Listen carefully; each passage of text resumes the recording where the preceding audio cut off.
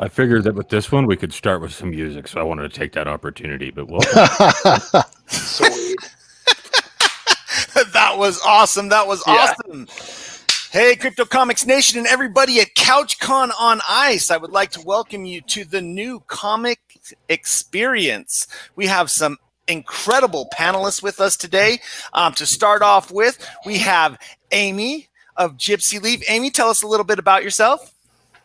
Hi, I'm Amy. I am. Hi, Amy. Hi. I don't consider myself a professional artist or creator or anything at all, but I guess I am.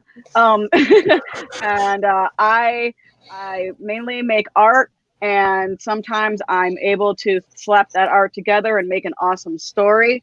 And I also have written some children's books that on Crypto Comics I have been able to add narration to, so that's pretty cool. But besides that, I'm just a mom and a teacher, and that's me. So a superhero. We understand completely. I guess so. Whatever. Yeah. And next we have SK Malvo. Malvo, please tell us a little bit about yourself and your project. I am a former and recovering playwright, and I like how you ordered that. Yeah. it's one day at a time, really. It just, I think it's easier. Yeah. But I hope you get that out of your system. I write comics. I'm working on a book right now, but also I'm mainly working on Music Maker. It's a all-inclusive. It's an all-inclusive. Chuck Hyde. So professional.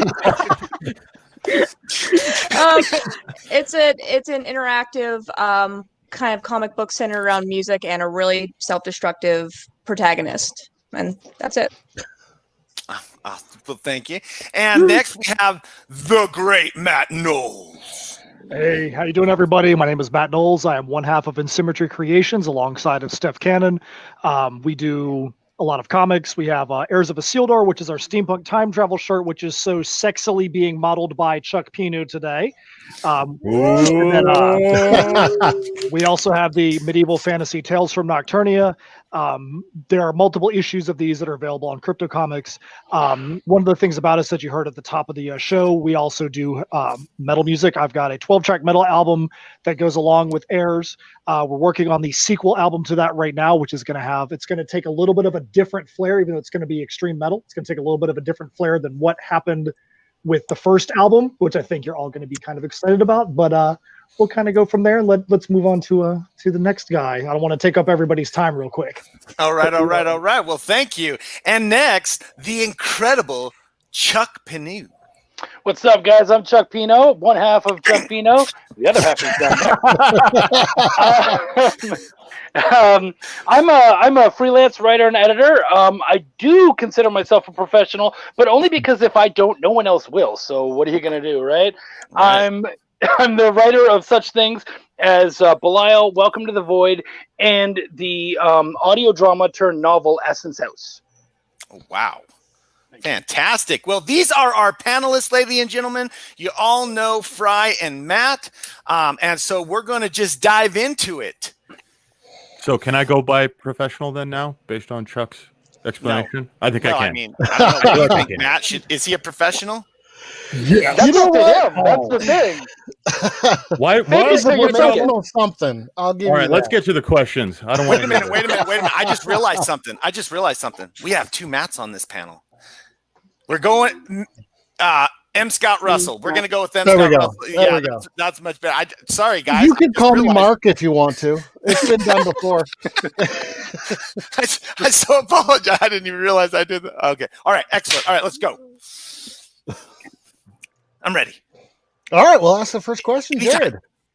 Oh, okay. All right. I can start off. I'm so excited. So great preparation, guys. Good job. All right. Yay, we win. Well, actually, the question that I have, and I guess I will start off with Amy, actually, because Amy, with your kids' stories that you've done, how has the sound feature within the Marketplace Reader, how has that affected your book? You know, in what ways do you feel that that's added to your book? Oh, I think it's added a lot. What's really awesome is that I hear a lot about not only are that comics helped so-and-so learn how to read, but also audiobooks helped so-and-so learn how to read. Oh, So wow. by narrating my book, and being able to display it to like my kids in my class and stuff, they can read along with it. And so I feel like that's really helped them, not only just my students, but anyone be able to experience that book, and be able to read it, even if they're, 3 years old and can't read yet. You can still be starting them on that experience of reading and on books right off the bat. So I think by adding the audio to it, it's really awesome. This isn't one of my kids' books, but No. okay. Her This kids' one- books. Go ahead, Amy. Sorry. Oh, I was like, this is one of my art books that I just figured out a story from paintings I did. And I did add narration to it, and hopefully it I love that it worked. Bigfoot foot. Yeah.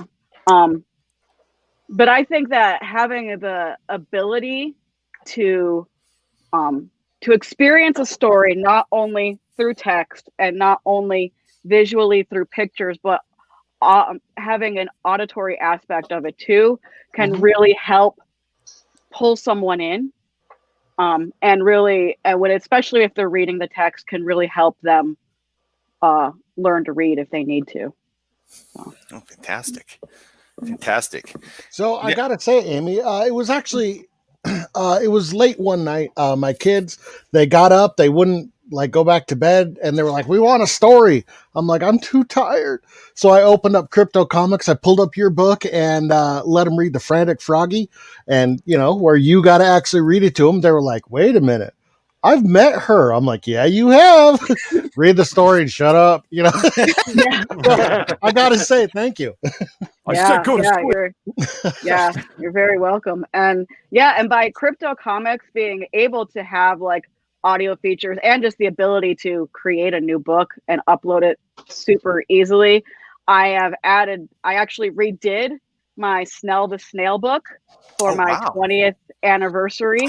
I wrote that book originally 20 years ago.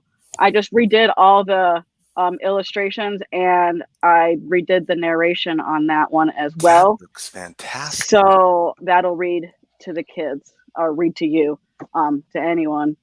You can play some of the audio here. Yeah, go for it. Is it going to play, Fry? Slid into Flutter's Folly. He had never seen a place with so many butterflies before. He was amazed by all of their bright and beautiful colors. Now turn the page.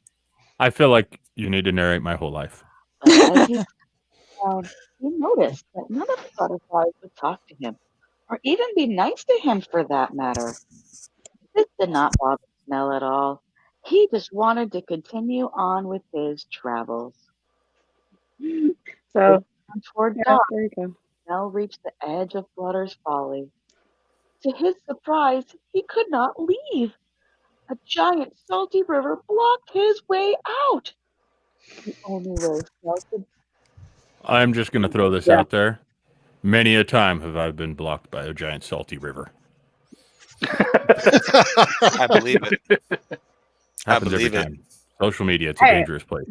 But it's a giant salty river is a really bad thing when you're a snail. And if you got wet, you could kind of, It's like death, isn't it? It's like death. Yeah. Exactly. It's like a river of lava for us.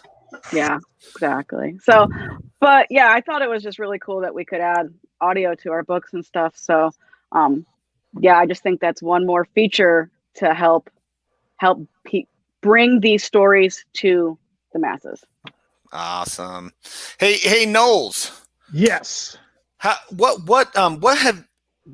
It's because you add music, that dynamic aspect, you have a band and you add music to it. How have you felt that has added to your guys' comic books? Oh, I think it's added quite a bit, because the way we do it is it's not like it's a soundtrack, like play this song while you're reading it. It's, if you want to know more about this character's origin story, you could go listen to this song or see the lyrics, and it's going to expound a little bit more as to where the backstory is on the character.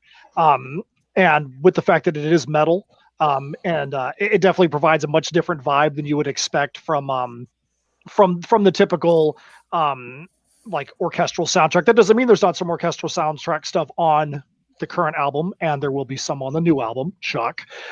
Just letting you that. But it definitely gives an ability to extend out some of the character origins that, if they were all compressed into the story, would make it drag and drag and drag and drag. So if somebody wants to expound and wants to say, hey, I want to know more about where this character came from, it gives them the ability to go off and take that little tangent, that little side route, and then come back to the story. Okay. So, all right, my next question is for SK. How has actually the music changed the writing process? Oh, it was a total game changer. Like, I mean, first of all, if we wanted to try this, about 10 or 20 years ago, and also, B, not being able to use crypto comics. Shameless plug time. I'm sorry. Sorry. We'll take it. Yeah. Anyway, but I'm not. I swear, I'm not intentionally blowing smoke here, but a little bit. Okay. Hey, we'll still take it. All right. honestly, like, had this happened like at any other period, I don't think it would have been. It wouldn't have been possible in the same way that it's been possible now. Like, especially with the website, it plays music at a certain point and then it ends at a certain point. That doesn't always happen because you can't always account for someone's reading speed. So the fact that there's actually a cutoff in the story and everything where exactly it's supposed to be, maybe not exactly where you envision it in the song itself, but the fact that, you're able to do that and you're able to have this big interactive experience, it's been so surreal.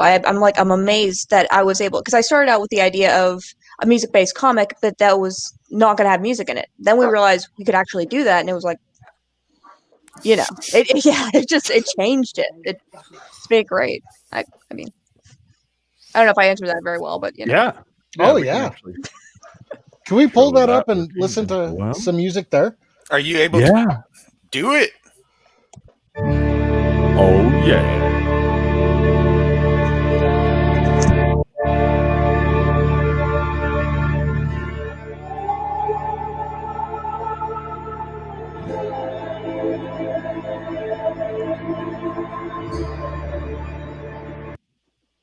And it stops. Yeah. And you go back over here. There's more music, and I love this book, and it's so cool. Thank you. Sorry, everybody. Shameless plug. I fangirl a little bit. Shameless plug. But there's What was the cool. reasoning behind going from black and white to color? First of all, I wanted to find out if my illustrator at the time could do color, and I was like, okay, well, because I wasn't terribly hung up on whether or not we had it in the story. It's the only thing that I was at the time I was thinking was that, okay, well, that's going to be more money, and maybe he can't do it. Okay, well, that. But then once we started like really talking about it, and I started to see like the way the whole process of the story was going, I was like, wouldn't it be cool if it didn't just like completely do a 180 and completely go to color, but what if it was like very strategic throughout the story, that it was like, spoiler alert, it's it represented a totally, let me put it this way, it represented a totally different state of being for our main character. I think I can get away with that. Cool. That actually fits perfectly. Yeah, I was just like, let's see. I would totally be spoilering it right now if I could. I'm telling you why the color is there, because it actually is really cool how it works out through the story. Plus, you only have to pay a color at half rate if it's only for half the book. I don't even think it's half the book. I think it's like less than a third. Hey, we're all in the industry. We know how this works. Yeah, right. That's why we have a page rate. So Chuck, what have you seen? I mean, you are very, very, very well known in the industry. And so what have you seen through your experience that's really adding to the experience in comics? Oh, wow. I mean, What I'm really seeing is a lot of people, especially in indies, trying a lot of new things. Like, I mean, as we're seeing right here, holy shit, guys. But we're also seeing people really trying to get into the headspace more of their audiences, to trying to figure out, like, why am I doing this? And I think that's the most important thing. Trying new things are fun, but if you have a real motivation, a real reason behind why you're doing it, you can throw music into any old project. But if there's a why, if there's something that it brings to it, then that's a whole other level, right? Like with webtoons being as big as it is now, and with digital comics being as big as it is now, it's like, okay, why are they big? Who are they big to? So we're finding more and more that especially millennials love digital comics because they're cheaper. It's one less thing to worry about. Of course, they're already in front of their phones and all that kind of stuff. So it's certainly other audiences that you get to connect to as well. So I mean, there's all sorts of amazing stuff happening, but especially with digital comics, those are the things I'm seeing. Yeah. And I just wanted to let everybody on the panel know. So if someone's talking about something and you want to add to the conversation, just raise a hand or give a sign that you want to jump in. And that way the panelists can allow each other to converse. I should have covered this on pre-show. I'm sorry, I'm not that great. But I did want to cover this with you guys because we do want to encourage you guys to really, this is a panel.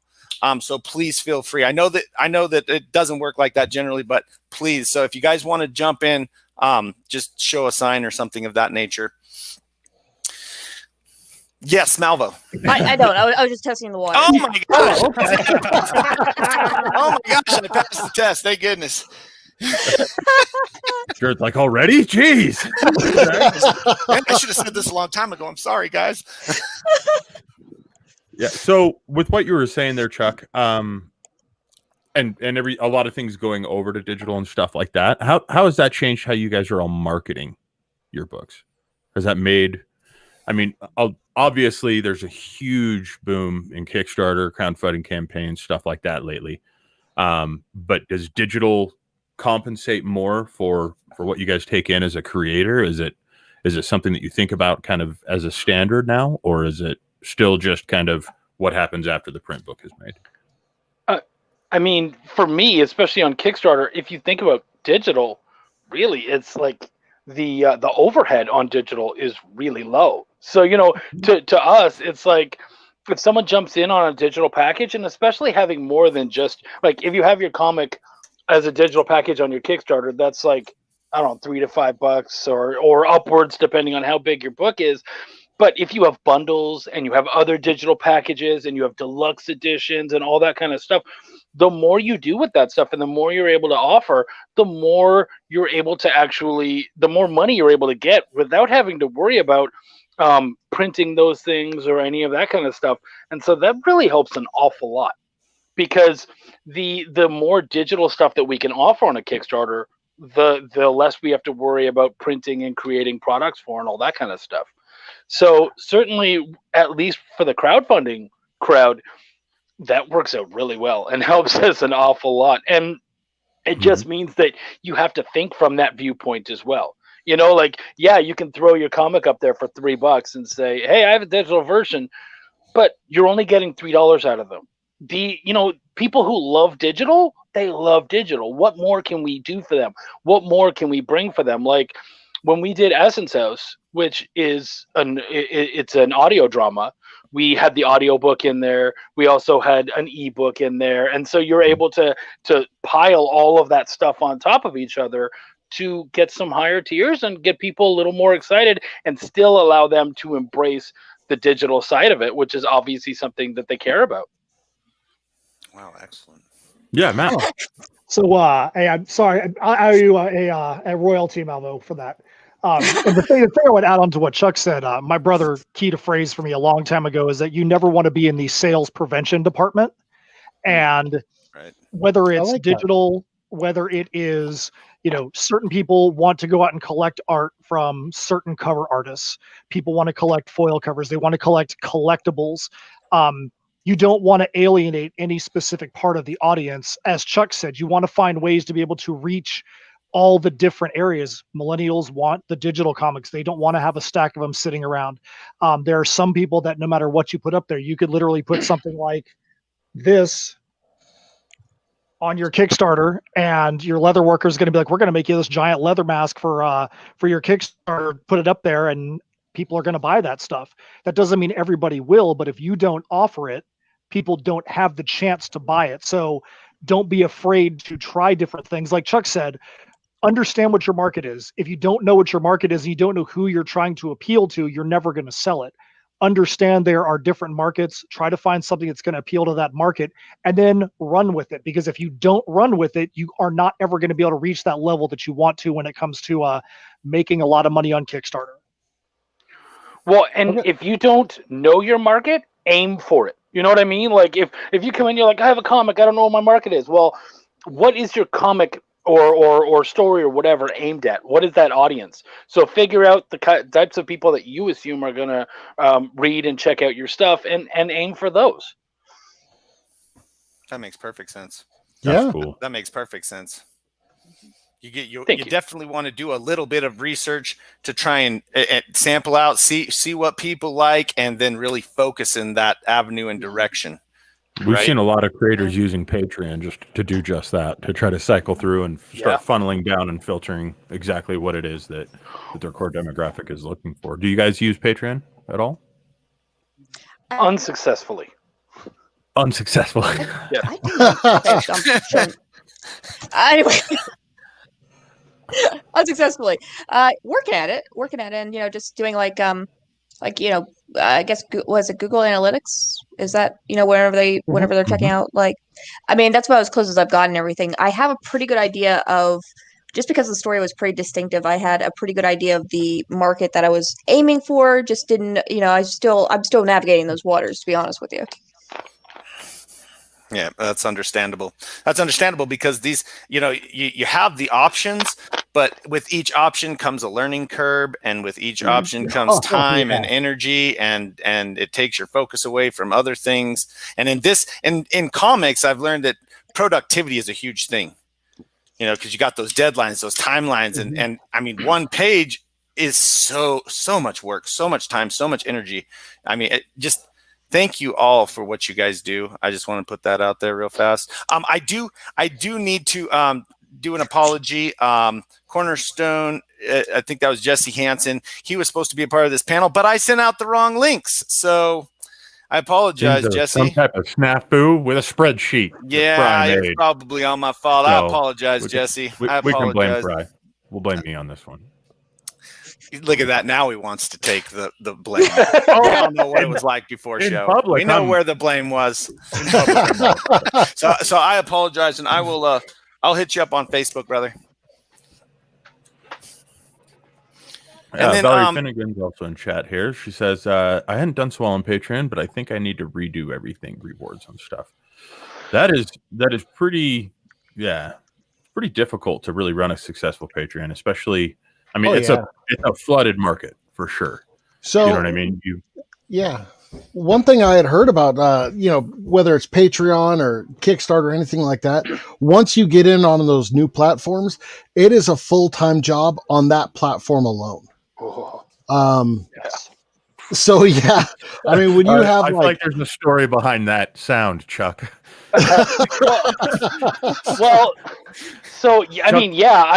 I just finished a massive beatdown on Kickstarter where I jumped in with Belial 2 on October 13th. Cthulhu Invades Oz hopped in on October 27th, and then on November 1st, the novel of Essence House came out. And so I had been on with all three of those projects, and it was a full-time job. Like, I got very little done. And one thing I'll say about what Chuck just said, which I'm in the same boat there, all those things that he just mentioned, Chuck was not in it alone. Chuck had a partner on Belial, Chuck had a partner on Essence House, and he had 50 partners on the anthology. There's no way, and I'm sure Chuck will agree with you on this, there's no way if Chuck was the one-man operation, he would have been able to successfully navigate all three of those things without losing his mind. Yeah, absolutely. Absolutely.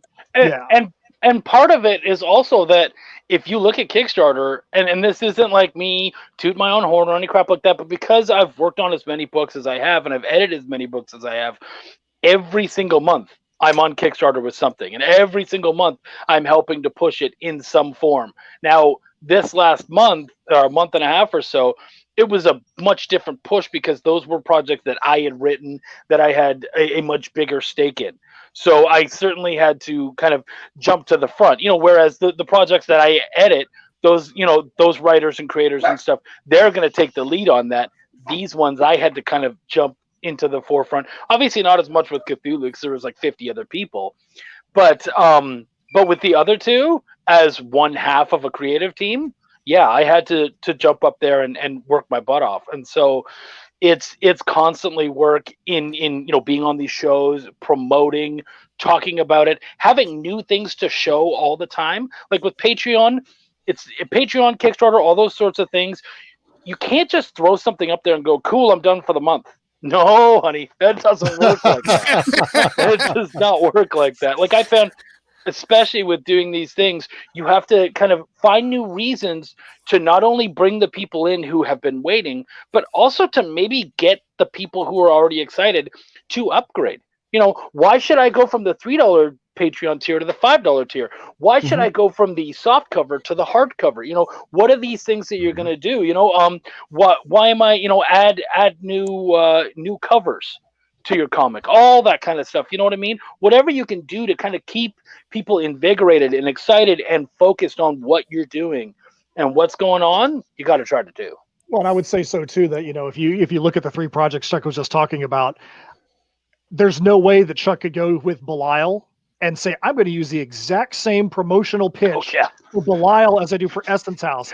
Essence House, classy, audiobook, highbrow in a sense, and Belial, let's just say exactly the opposite of that. Exactly the opposite. Absolutely. So you have to understand, like, what is your market? The Belial market is not the Essence House market. I'd be sure if you looked at the backers on those 2 projects, there were probably a few that are going to say, I'm going to get anything Chuck's doing, but I would guarantee that the majority are going to be wildly different. And if Chuck didn't understand that, they would not have been as successful as they were. And you're 100% right. Yeah. So with all the go ahead, SK. Oh, I just wanted to really say also, one thing I've noticed too in particular is the misconceptions about like how crowdfunding, like with Kickstarter, Indiegogo, whatever platform you decide to use.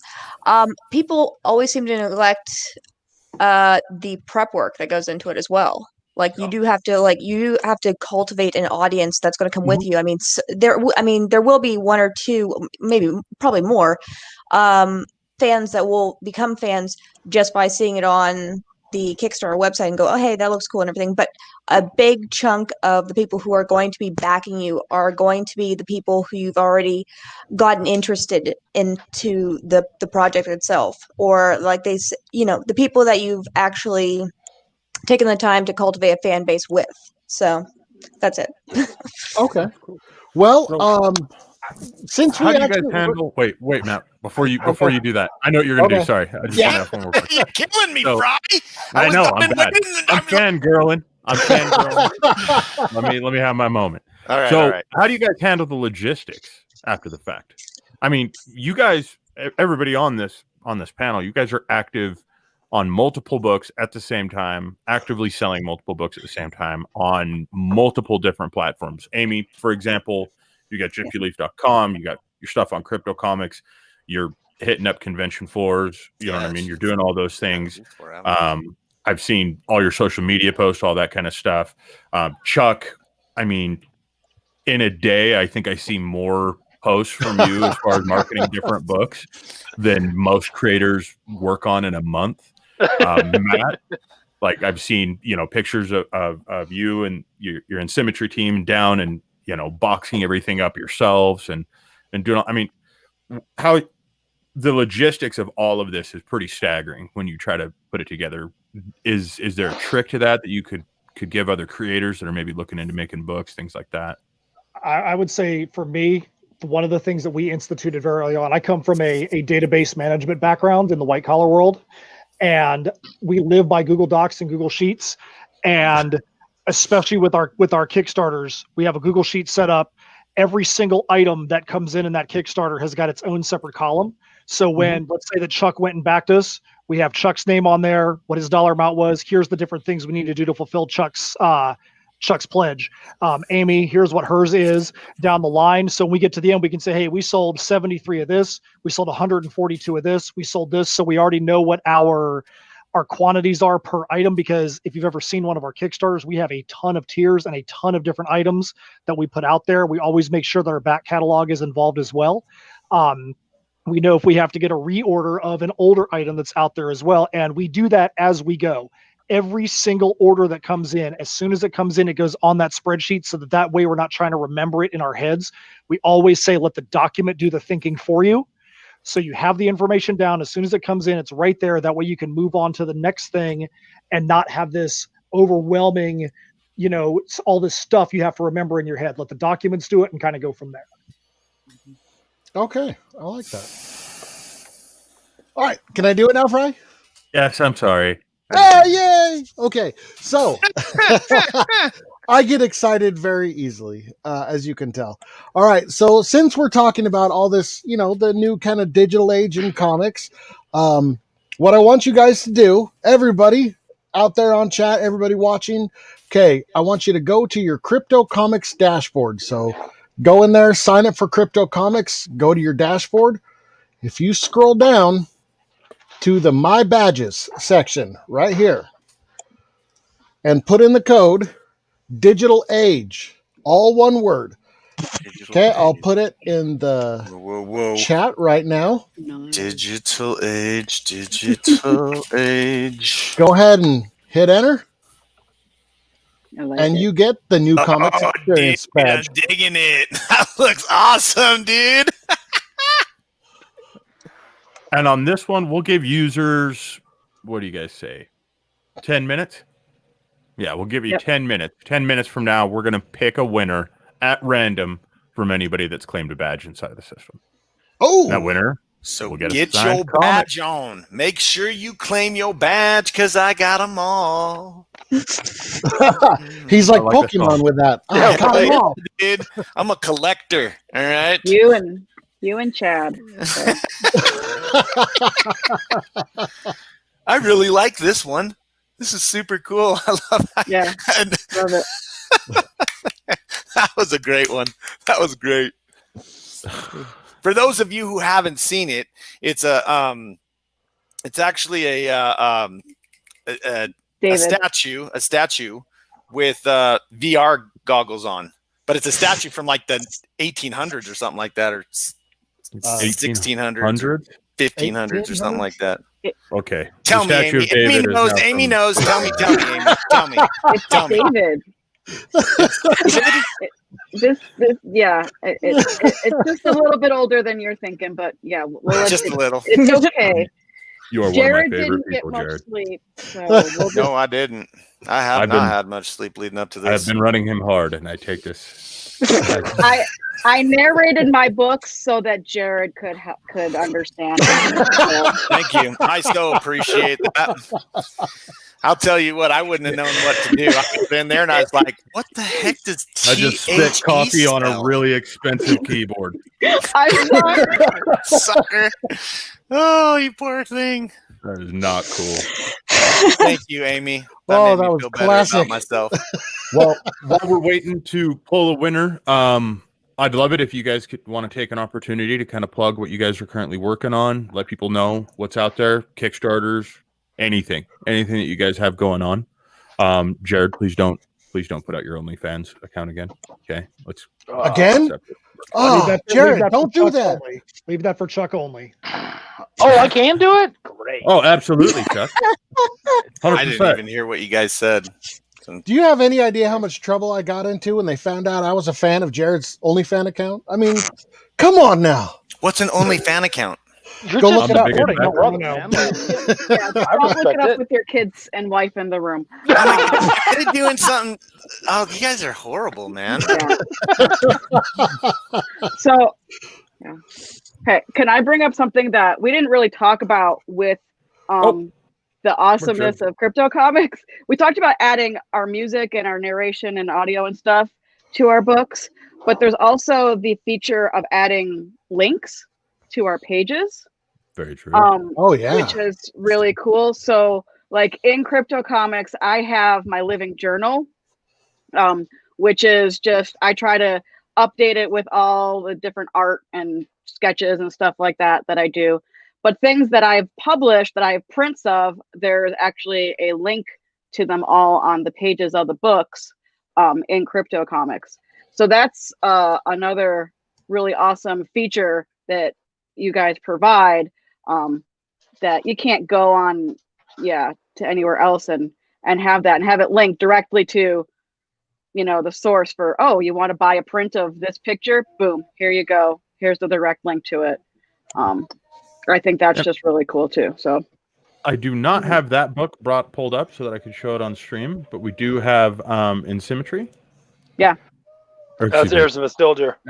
Heirs, yeah, we've got Heirs, and you can actually click on any of the links inside of this book, and it will take you to those pages as well. And I just realized by clicking on a link that for some reason StreamYards does not show the new window pop up, but it does pop up a new window so that you can do those things. So cool. Make sure you check out all these guys' books. Most definitely, though. Can we go full screen on that one? Comics, but, you know, check them all out. Yeah, check them all out. Yes, most definitely. So yeah, so what do we have? What are we working on, everybody? I'm bringing Jared back in, whether he likes it. Oh, that's nice of you. Jared, you weren't looking that up, were you? Hey! This is how I feel right now. No breaks. Oh, man. All right. No breaks. All right. Okay. What do you have working on that you're working on? And why is it Music Maker's Book 2? Because I've been waiting patiently. Oh, okay. Well, I mean, you know, we had some old production problems for one. Yeah, for one. But no, it's actually getting on track and everything. Issue 3, we're expecting it hopefully to come out in the next 2 to 3 months. Still have Oh, I can't wait. I know. Yeah. I'm jonesing for some more Music Maker. I ain't gonna lie. That story is getting good. Well, thank you. But yeah, we've got a different band. Well, we've got a different musician, I should say, and her band, Jenny Darren, who's going to be the featured music in issue 3. In issue 4, one of the guys from Drop the Act, if you remember, was the lead musical act in issue 2. So one of the members, just before they disbanded, I've known him since I've literally known him since he was in diapers, and which could hopefully have been not, hopefully not yesterday. Yeah, last week. Yeah, right. So, That was a great party, by the way. He's going to be doing some custom music specifically for the comic and nothing else, and it's going to be a character who hasn't been quite introduced yet, but a character who is hinted about in the first 2 issues, and it's going to be just her song in particular, and it's going to be, hopefully it's going to really drive home what we're trying to do with this whole comic, and you know, the feel and the vibe of it and everything, which I've heard the music and it's amazing. So yeah, that's pretty much issue 3, and then eventually issue 4 should be coming up pretty soon too. Yes. I cannot wait. Are you planning on doing a Kickstarter or anything for it? Not yet, but the idea of doing like an Indiegogo is on the table, definitely. Oh, cool. Yeah. All right, Chuck, I know this is probably going to be quite a list, but what do you have going on right now? You know what? You guys caught me at a good time because I just sold a bunch of stuff, so I'm actually in a good place. But Essence House is what I'm pushing hardest right now. It's our time travel audio drama. We just kickstarted the novel version of it, but the novel is 20 chapters. And so each chapter has been a single episode of the drama, and the drama comes out, the audio drama episodes come out every 2 weeks. So just 2 or 3 days ago, episode 19 came out. So you can almost get the entire book right now. You can sit and you can binge the whole thing. Each episode is about 20 minutes long. Ooh. And it's all up there. You can find it on any of the major podcast sites, Apple, Amazon, all those. They're all up. It's up on all of those right now. And so what we're doing is we're closing out the book. We're closing out season 2. And we have, because of how well the Kickstarter did, we have a Christmas episode that's going to be showing up. And all of that will lead us into, in early spring, we'll be coming out with season 3 and thus ramping up for the next 2 seasons, which will make up the next book. And we're just going to keep going on there. So definitely a lot going on. We would love it if you guys checked it out. The nice thing about it is that it's all there. So it's not like we have episode 19 and then, you're screwed. You have to go back and buy all the rest of them. It's all free. Go back, watch, listen to them all. And even I would say that 19, because it's an origin episode for a particular character, it's a really good one to just check out on its own and see if you like it. And if you enjoy it, go back, listen to them all. And we got a lot going on. Very cool. Amy? What are you working on? You have anything new coming out? She's working on everything, dude. Poor girl. She helps us. She helps her. She helps Joe. She helps everybody. Yeah, I mean, I've just been drawing. Nothing in particular. I don't have any particular stories I'm working on right now, or anything. Since the school year started back up and we're actually in class right now, I've just been trying just to focus on that, and also, making sure I get all the logistics for crypto comics. Thank you. All taken care Thank of. you. You're welcome. We love you so much. You are incredible. Yeah. All right, Fry, what are you working on? Me? You're asking everybody else. What are you working on? Keeping you two in line? Good luck. Wait a minute. We're going to Knowles. Tell us. Which was Knowles? Yeah, Matt, what do we have? So we just, as you guys know, just finished off the Kickstarter for Tales from Nocturnia. We have the regular issue 3 on the back of all the issues. The Dragon Lord mask that I showed you over here, we actually surprised. Wait! I want to get a good picture of that real quick, man. Just 1 second. Yeah, give it. That is incredible. We actually surprised the other worker, and all of the issues, all 6 covers, have a variation of the Dragon Lord mask on the back of it. Wow. We actually were doing a show with him and had the displays up there. We turned him over like, dude, here's your leather work that you did by hand. That's an actual picture of it on the back of the issue. Gosh, that is so cool looking, dude. So we got Tales from Nocturnia. We did the 3 issues. We also have the 150 or 152 page trade paperback that's got all 3 issues, all the anthology pieces in there. As you saw, you guys have issue 1 for Heirs of Isildur up there. This is the 268 page trade. Chuck has now defeated us in the number of chapters. This is 11 issues, 18 chapters. So Chuck is up to 20 chapters over there. However, people, it's been a while since we got to the end of Heirs. They're like, when is the sequel coming out? I can tell you that is one of the main projects that Steph and I are working on right now, co-writing the sequel for it. And the reason it's taken so long is because, as Chuck could probably tell you, there's a lot of entangled webs and whatnot that are in the story. And to make sure that we answer all those questions that are at the end of Crossroads Conundrum and get them answered and make sure that the new webs start to get weaved in the Perilous Prospects, we want to make sure we put it together correctly so that way it can continue going on. But the other thing that is the main project we're working on outside of some anthology pieces is the sequel album. Which we're not ready to release the name of it yet, but we actually were talking to the cover artist for it just yesterday. But the album is going to be really fun. Definitely going to be a slight change in perspective from the last album. But as soon as we're able to actually release anything from it, I'm so stoked to finally be putting some new music back out there so you can see how it's going to integrate into our IPs, plural. Oh, excellent. Nice. Well, I would just like to say thank you to our panelists today. You guys have giveaway winner real quick. What? Should we choose the giveaway winner real quick, Jared? Oh, yeah. No, I just wanted to make sure we don't forget about it. Sorry, again, I'm fangirling, so yeah, he's not even paying attention, y'all. But can you blame him? This is an incredible panel of awesome people. Let's see here. So we're gonna go through. Gotta make it fast, boy. We're running up on the clock. Go through randomized. Hazen Cruz.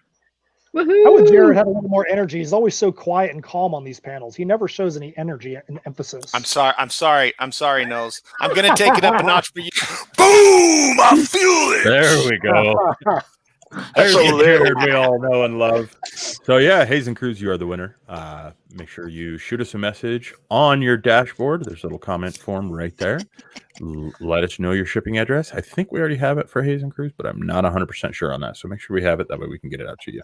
Also, people, please make sure that you have more inappropriate names, forcing them to utilize those names when you win these things. So, hold on. Please, you got to remember, Chuck. You got to remember, Chuck, because the panel works like this.